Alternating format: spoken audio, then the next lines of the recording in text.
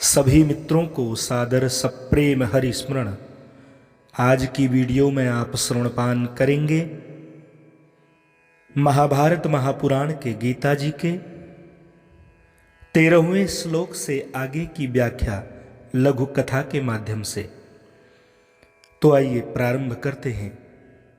यदि आपने हमारे चैनल कथा सत्संग को अभी तक सब्सक्राइब नहीं किया है तो कृपया सनातन धर्म की आन बान शान के लिए आप धार्मिक चैनल कथा सत्संग को अवश्य ही सब्सक्राइब करें।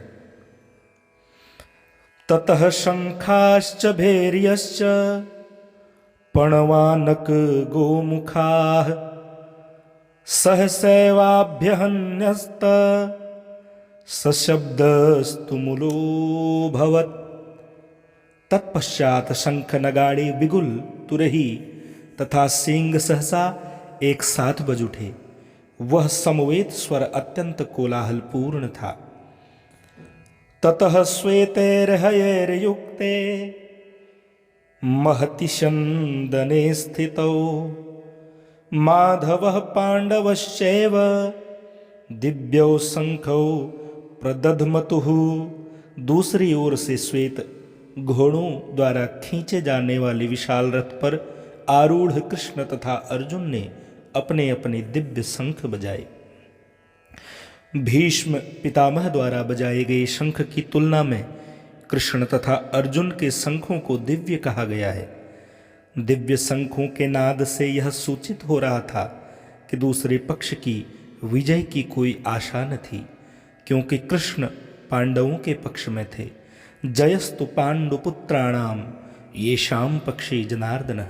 जय सदा पांडु के पुत्र जैसों की ही होती है, क्योंकि भगवान कृष्ण उनके पक्ष में है। और जहाँ जहाँ भगवान विद्यमान हैं वहीं वहीं लक्ष्मी जी भी रहती हैं, क्योंकि वे अपने पति के बिना नहीं रह सकती। अतः जैसा कि विष्णु या भगवान कृष्ण के शंख द्वारा उत्पन्न दिव्य ध्वनि से सूचित हो रहा था, विजय तथा श्री दोनों ही अर्जुन की प्रतीक्षा कर रही थी।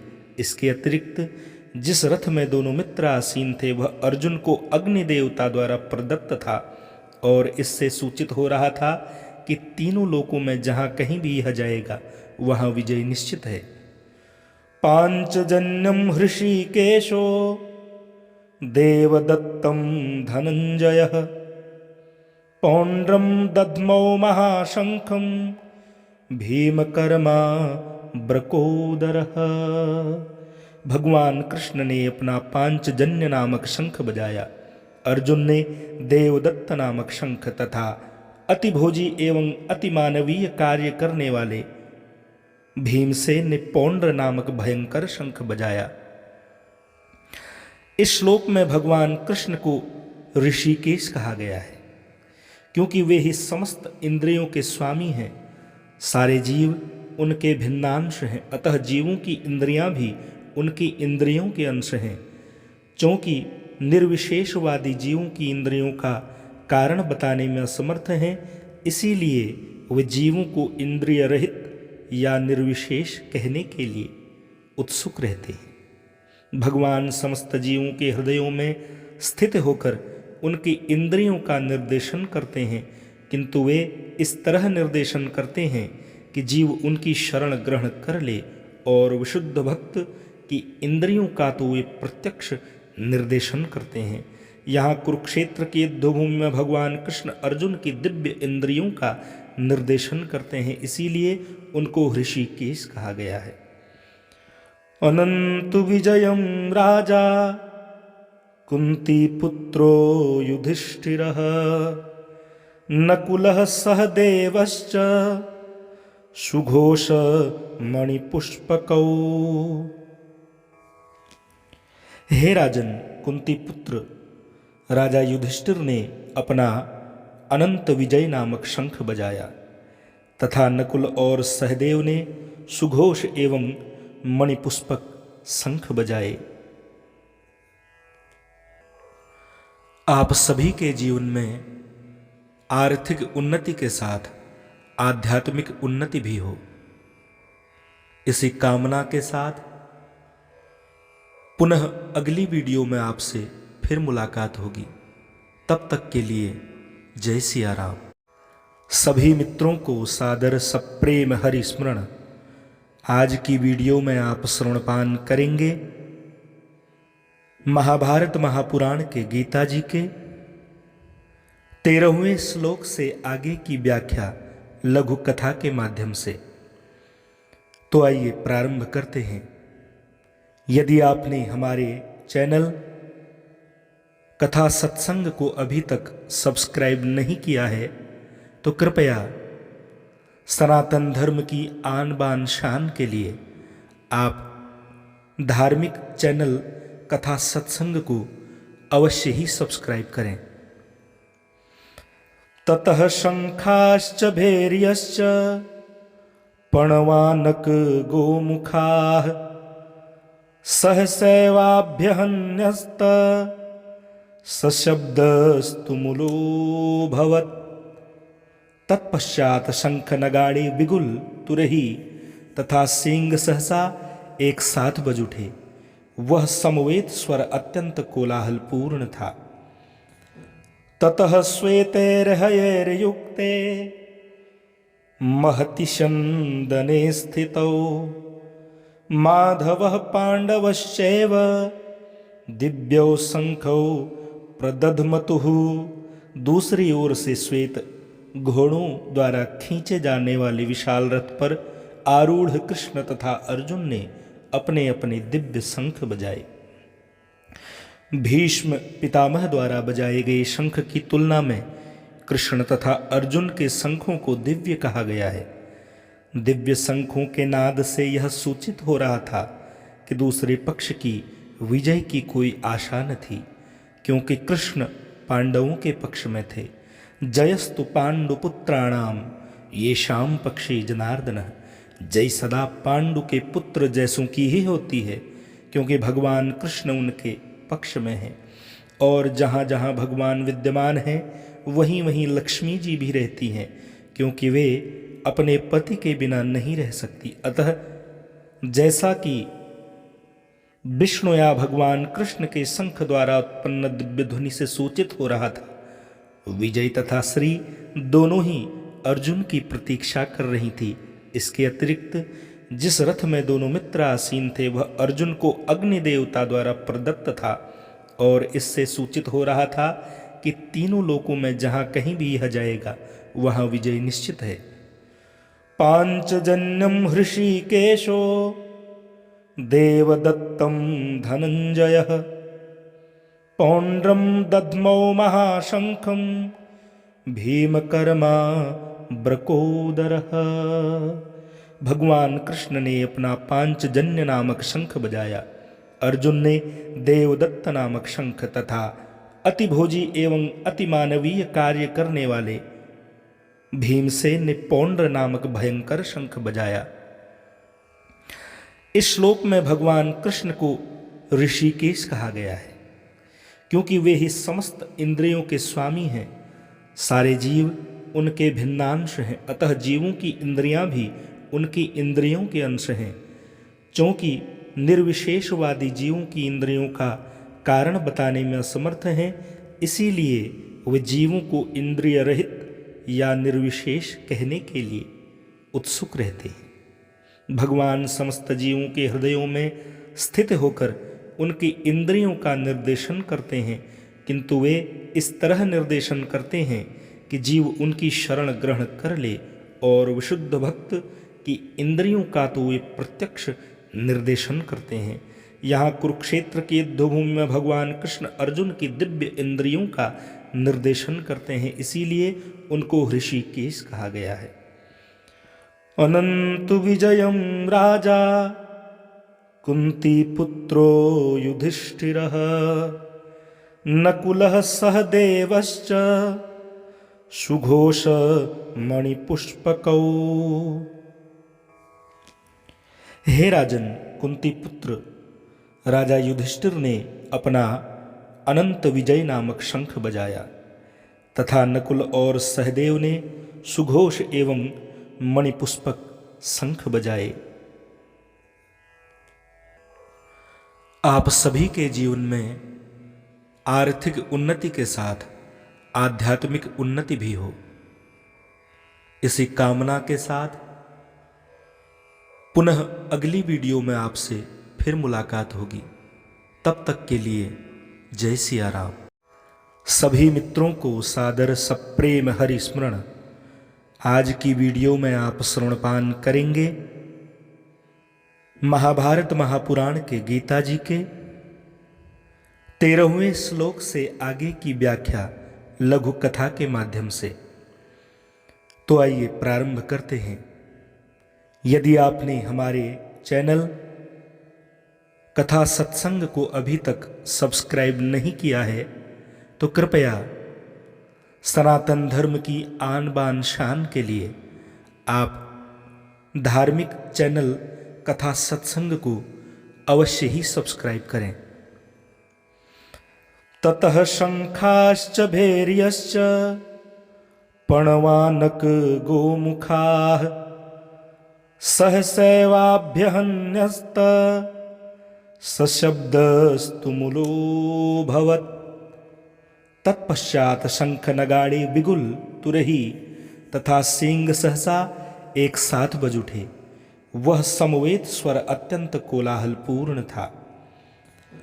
ततः श्वेतैर्हयैर्युक्ते महति शंदने स्थितौ माधवः पांडवश्चैव दिव्यौ शंखौ प्रदध्मतुः।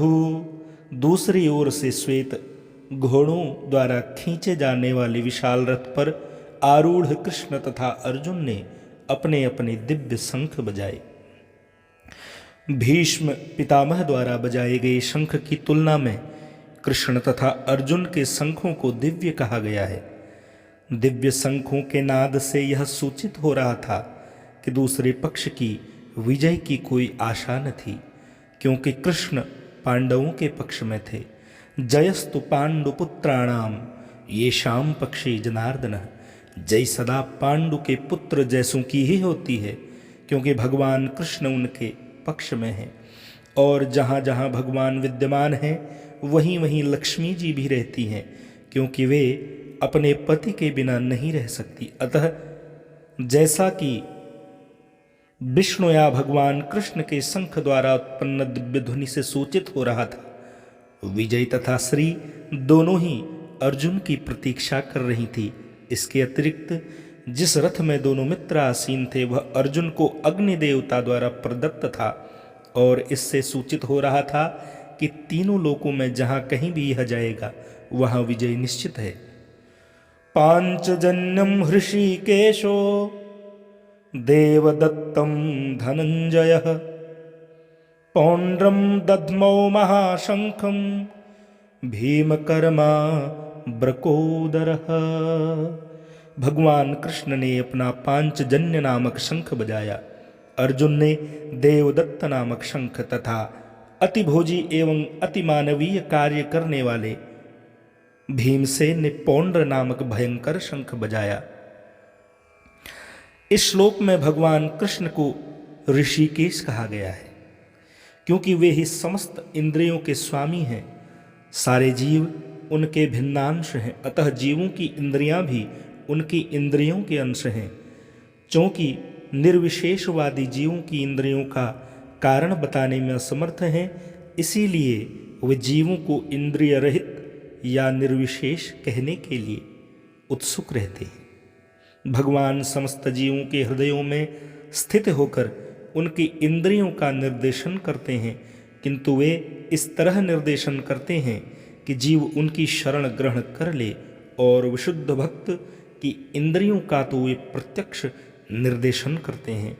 यहाँ कुरुक्षेत्र की युद्धभूमि में भगवान कृष्ण अर्जुन की दिव्य इंद्रियों का निर्देशन करते हैं, इसीलिए उनको ऋषिकेश कहा गया है। अनंत विजयम राजा कुंती पुत्रो युधिष्ठिरः नकुलः सहदेवश्च सुघोष मणिपुष्पकौ। हे राजन, कुंती पुत्र राजा युधिष्ठिर ने अपना अनंत विजय नामक शंख बजाया तथा नकुल और सहदेव ने सुघोष एवं मणिपुष्पक शंख बजाए। आप सभी के जीवन में आर्थिक उन्नति के साथ आध्यात्मिक उन्नति भी हो, इसी कामना के साथ पुनः अगली वीडियो में आपसे फिर मुलाकात होगी। तब तक के लिए जय सिया राम। सभी मित्रों को सादर सप्रेम हरि स्मरण। आज की वीडियो में आप श्रवणपान करेंगे महाभारत महापुराण के गीता जी के 13वें श्लोक से आगे की व्याख्या लघु कथा के माध्यम से। तो आइए प्रारंभ करते हैं। यदि आपने हमारे चैनल कथा सत्संग को अभी तक सब्सक्राइब नहीं किया है तो कृपया सनातन धर्म की आन बान शान के लिए आप धार्मिक चैनल कथा सत्संग को अवश्य ही सब्सक्राइब करें। ततः शंखाश्च भैर्यश्च पणवानक गोमुखाः सहसैवाभ्यहन्यस्त सशब्दस्तुमुलोऽभवत्। तत्पश्चात शंख नगाड़े बिगुल तुरही तथा सींग सहसा एक साथ बज उठे। वह समवेत स्वर अत्यंत कोलाहलपूर्ण था। ततः श्वेतैर्हयैर्युक्ते महति शंदने स्थितौ माधवः पांडवश्चैव दिव्यौ शंखौ प्रदध्मतुः। दूसरी ओर से श्वेत घोड़ों द्वारा खींचे जाने वाले विशाल रथ पर आरूढ़ कृष्ण तथा अर्जुन ने अपने अपने दिव्य शंख बजाए। भीष्म पितामह द्वारा बजाए गए शंख की तुलना में कृष्ण तथा अर्जुन के शंखों को दिव्य कहा गया है। दिव्य शंखों के नाद से यह सूचित हो रहा था कि दूसरे पक्ष की विजय की कोई आशा न थी, क्योंकि कृष्ण पांडवों के पक्ष में थे। जयस्तु पांडुपुत्राणाम येषाम पक्षे जनार्दन। जय सदा पांडु के पुत्र जैसों की ही होती है, क्योंकि भगवान कृष्ण उनके पक्ष में है। और जहाँ जहाँ भगवान विद्यमान हैं वहीं वहीं लक्ष्मी जी भी रहती हैं, क्योंकि वे अपने पति के बिना नहीं रह सकती। अतः जैसा कि विष्णु या भगवान कृष्ण के शंख द्वारा उत्पन्न दिव्य ध्वनि से सूचित हो रहा था, विजय तथा श्री दोनों ही अर्जुन की प्रतीक्षा कर रही थी। इसके अतिरिक्त जिस रथ में दोनों मित्र आसीन थे वह अर्जुन को अग्नि देवता द्वारा प्रदत्त था, और इससे सूचित हो रहा था कि तीनों लोकों में जहां कहीं भी यह जाएगा वहां विजय निश्चित है। पांचजन्यम हृषिकेशो देवदत्तम धनंजय पौंड्रम दध्मौ महाशंखम भीमकर्मा ब्रकोदरः। भगवान कृष्ण ने अपना पांचजन्य नामक शंख बजाया। अर्जुन ने देवदत्त नामक शंख तथा अतिभोजी एवं अतिमानवीय कार्य करने वाले भीमसेन ने पौंड्र नामक भयंकर शंख बजाया। इस श्लोक में भगवान कृष्ण को ऋषिकेश कहा गया है, क्योंकि वे ही समस्त इंद्रियों के स्वामी हैं। सारे जीव उनके भिन्नांश हैं, अतः जीवों की इंद्रियां भी उनकी इंद्रियों के अंश हैं। क्योंकि निर्विशेषवादी जीवों की इंद्रियों का कारण बताने में असमर्थ हैं, इसीलिए वे जीवों को इंद्रिय रहित या निर्विशेष कहने के लिए उत्सुक रहते हैं। भगवान समस्त जीवों के हृदयों में स्थित होकर उनकी इंद्रियों का निर्देशन करते हैं, किंतु वे इस तरह निर्देशन करते हैं कि जीव उनकी शरण ग्रहण कर ले, और विशुद्ध भक्त की इंद्रियों का तो वे प्रत्यक्ष निर्देशन करते हैं।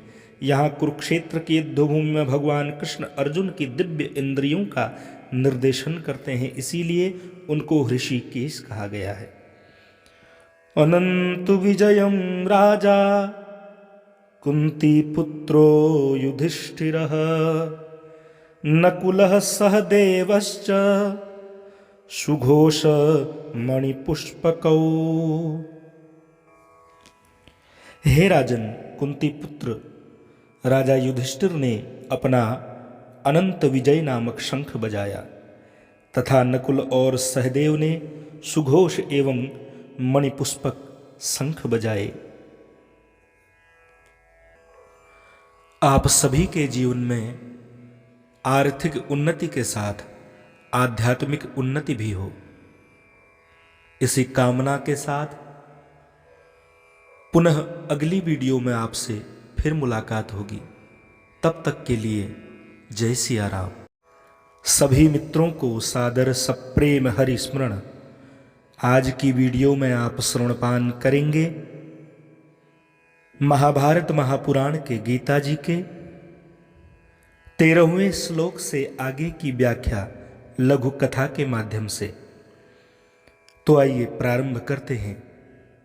यदि आपने हमारे चैनल कथा सत्संग को अभी तक सब्सक्राइब नहीं किया है तो कृपया सनातन धर्म की आन बान शान के लिए आप धार्मिक चैनल कथा सत्संग को अवश्य ही सब्सक्राइब करें। ततः शंखाश्च भैर्यश्च पणवानक गोमुखाः सहसैवाभ्यहन्यस्त सशब्दस्तुमुलोऽभवत्। तत्पश्चात शंख नगाड़े बिगुल तुरही तथा सींग सहसा एक साथ बज उठे। वह समवेत स्वर अत्यंत कोलाहलपूर्ण था।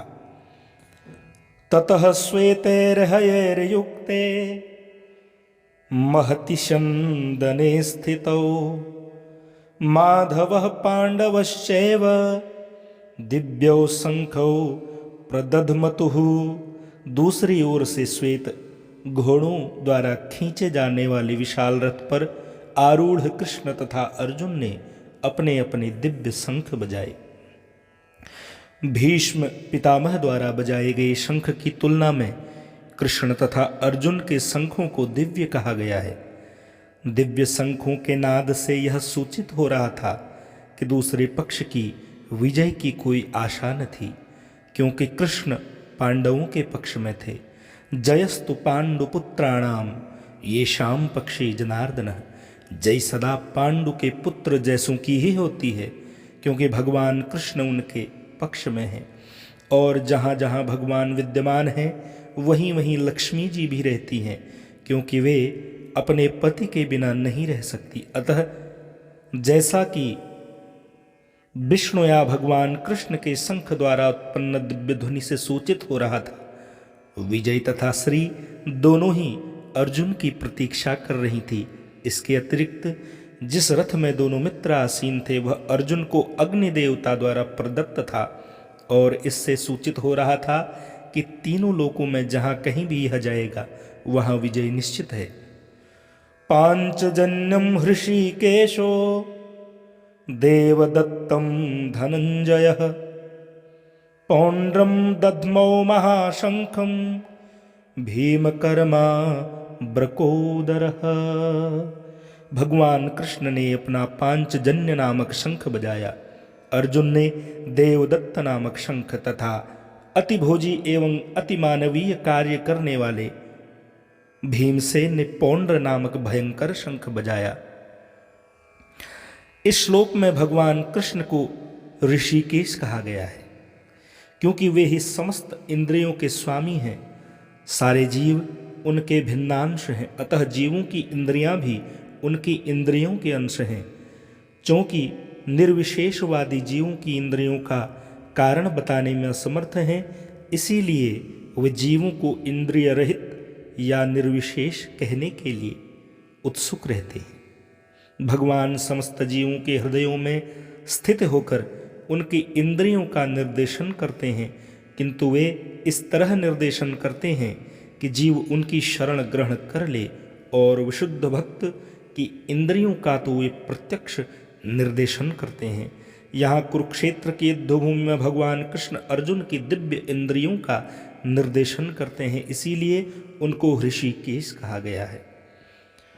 अनन्तु विजयं राजा कुन्तीपुत्रो युधिष्ठिरः नकुलः सहदेवश्च सुघोष मणिपुष्पकौ।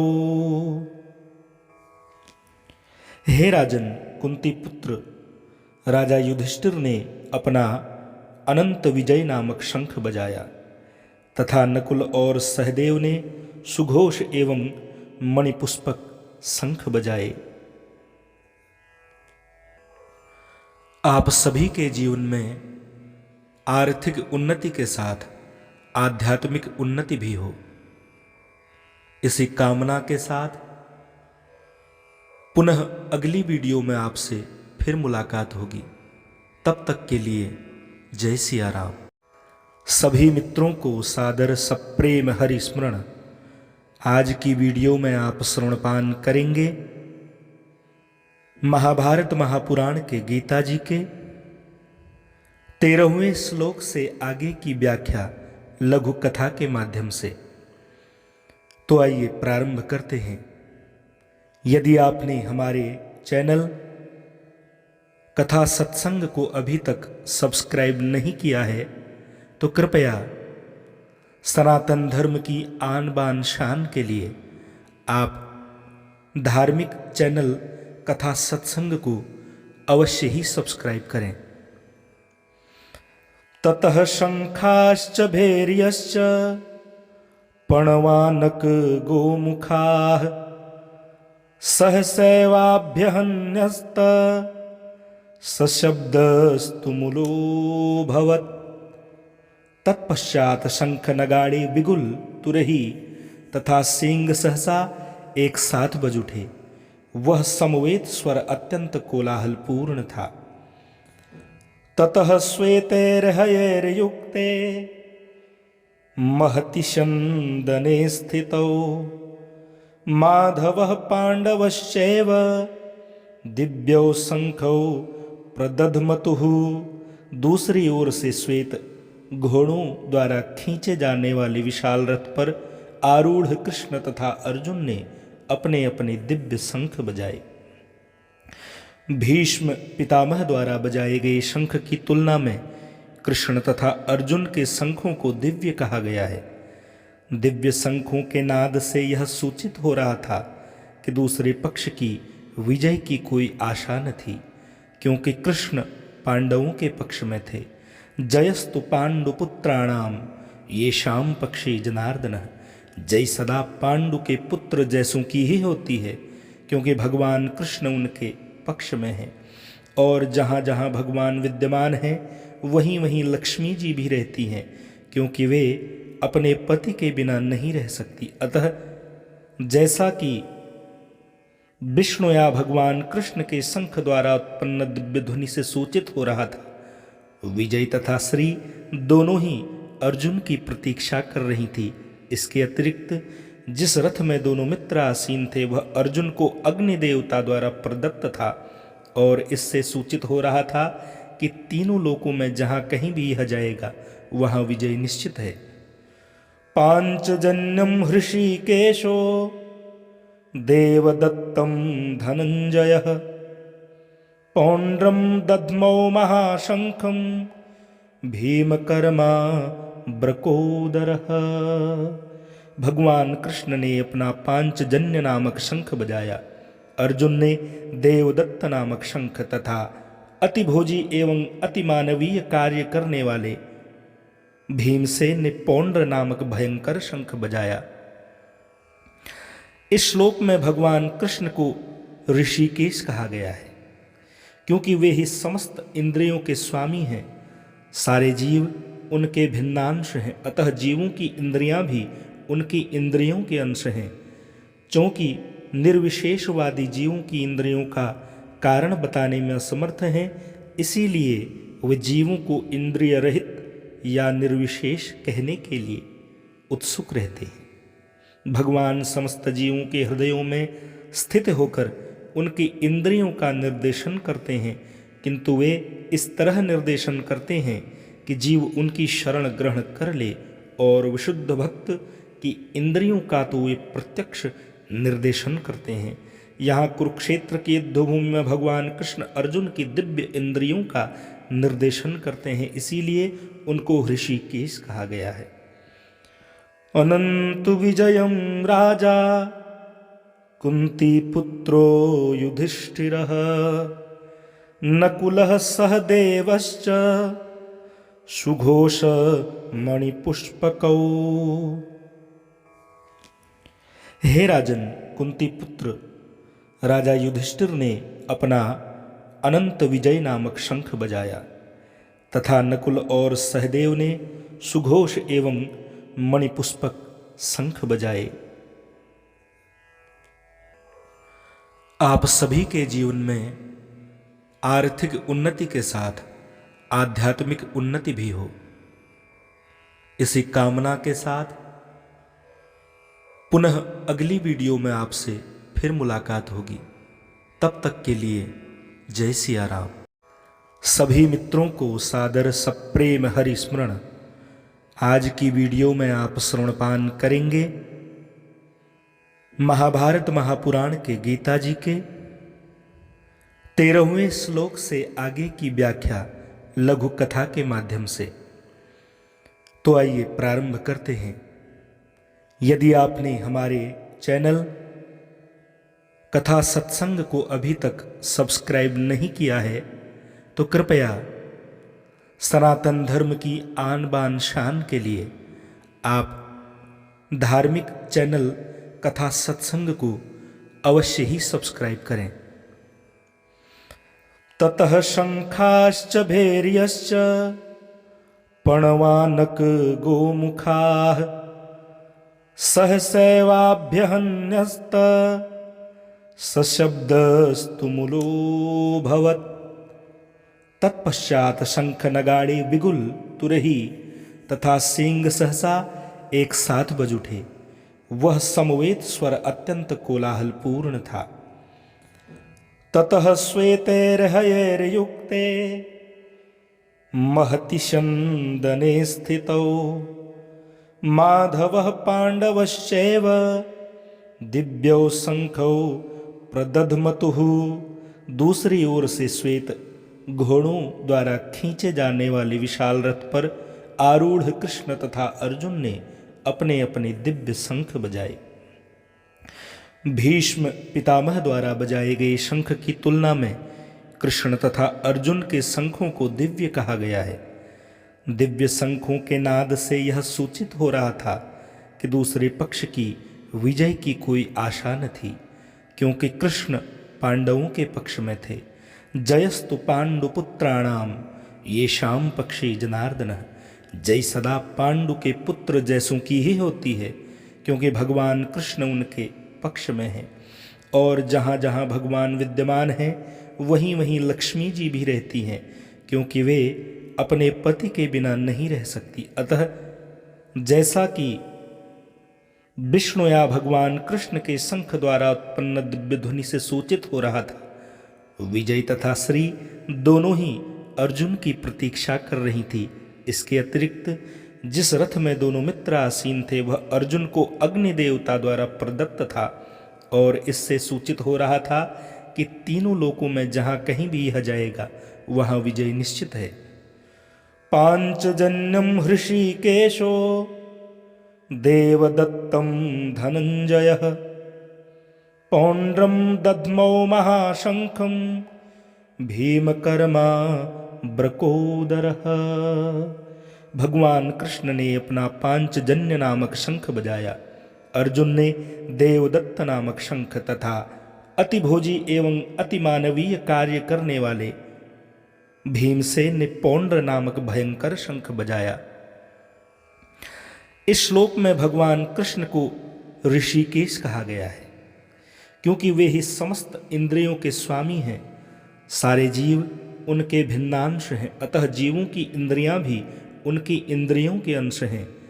क्योंकि निर्विशेषवादी जीवों की इंद्रियों का कारण बताने में असमर्थ हैं, इसीलिए वे जीवों को इंद्रिय रहित या निर्विशेष कहने के लिए उत्सुक रहते हैं। भगवान समस्त जीवों के हृदयों में स्थित होकर उनकी इंद्रियों का निर्देशन करते हैं, किंतु वे इस तरह निर्देशन करते हैं कि जीव उनकी शरण ग्रहण कर ले, और विशुद्ध भक्त की इंद्रियों का तो वे प्रत्यक्ष निर्देशन करते हैं। यहाँ कुरुक्षेत्र की युद्धभूमि में भगवान कृष्ण अर्जुन की दिव्य इंद्रियों का निर्देशन करते हैं, इसीलिए उनको ऋषिकेश कहा गया है। अनंत विजयम राजा कुंती पुत्रो युधिष्ठिरः नकुलः सहदेवश्च सुघोष मणिपुष्पकौ। हे राजन, कुंती पुत्र राजा युधिष्ठिर ने अपना अनंत विजय नामक शंख बजाया तथा नकुल और सहदेव ने सुघोष एवं मणिपुष्पक शंख बजाए। आप सभी के जीवन में आर्थिक उन्नति के साथ आध्यात्मिक उन्नति भी हो, इसी कामना के साथ पुनः अगली वीडियो में आपसे फिर मुलाकात होगी। तब तक के लिए जय सिया राम। सभी मित्रों को सादर सप्रेम हरि स्मरण। आज की वीडियो में आप श्रवणपान करेंगे महाभारत महापुराण के गीता जी के 13वें श्लोक से आगे की व्याख्या लघु कथा के माध्यम से। तो आइए प्रारंभ करते हैं। यदि आपने हमारे चैनल कथा सत्संग को अभी तक सब्सक्राइब नहीं किया है तो कृपया सनातन धर्म की आन बान शान के लिए आप धार्मिक चैनल कथा सत्संग को अवश्य ही सब्सक्राइब करें। ततः शंखाश्च भैर्यश्च पणवानक गोमुखाः सहसैवाभ्यहन्यस्त सशब्दस्तुमुलोऽभवत्। तत्पश्चात शंख नगाड़े बिगुल तुरही तथा सींग सहसा एक साथ बज उठे। वह समवेत स्वर अत्यंत कोलाहलपूर्ण था। ततः श्वेतैर्हयैर्युक्ते महति शंदने स्थितौ माधवः पांडवश्चैव दिव्यौ शंखौ प्रदध्मतुः। दूसरी ओर से श्वेत घोड़ों द्वारा खींचे जाने वाले विशाल रथ पर आरूढ़ कृष्ण तथा अर्जुन ने अपने अपने दिव्य शंख बजाए। भीष्म पितामह द्वारा बजाए गए शंख की तुलना में कृष्ण तथा अर्जुन के शंखों को दिव्य कहा गया है। दिव्य शंखों के नाद से यह सूचित हो रहा था कि दूसरे पक्ष की विजय की कोई आशा न थी, क्योंकि कृष्ण पांडवों के पक्ष में थे। जयस्तु पांडुपुत्राणाम येषाम पक्षे जनार्दन। जय सदा पांडु के पुत्र जैसों की ही होती है, क्योंकि भगवान कृष्ण उनके पक्ष में हैं।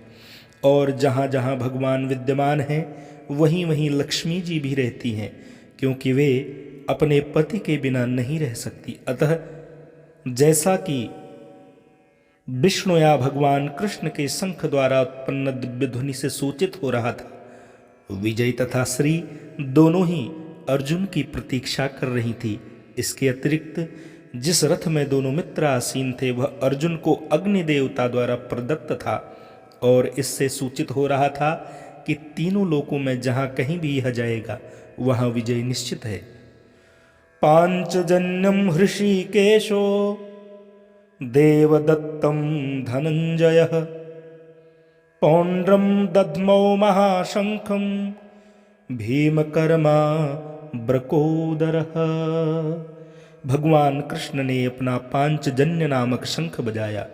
अर्जुन ने देवदत्त नामक शंख तथा अतिभोजी एवं अतिमानवीय कार्य करने वाले भीमसेन ने पौंड्र नामक भयंकर शंख बजाया। इस श्लोक में भगवान कृष्ण को ऋषिकेश कहा गया है, क्योंकि वे ही समस्त इंद्रियों के स्वामी हैं। सारे जीव उनके भिन्नांश हैं, अतः जीवों की इंद्रियां भी उनकी इंद्रियों के अंश हैं। क्योंकि निर्विशेषवादी जीवों की इंद्रियों का कारण बताने में असमर्थ हैं, इसीलिए वे जीवों को इंद्रिय रहित या निर्विशेष कहने के लिए उत्सुक रहते हैं। भगवान समस्त जीवों के हृदयों में स्थित होकर उनकी इंद्रियों का निर्देशन करते हैं, किंतु वे इस तरह निर्देशन करते हैं कि जीव उनकी शरण ग्रहण कर ले, और विशुद्ध भक्त की इंद्रियों का तो वे प्रत्यक्ष निर्देशन करते हैं। यहाँ कुरुक्षेत्र की युद्धभूमि में भगवान कृष्ण अर्जुन की दिव्य इंद्रियों का निर्देशन करते हैं, इसीलिए उनको ऋषिकेश कहा गया है।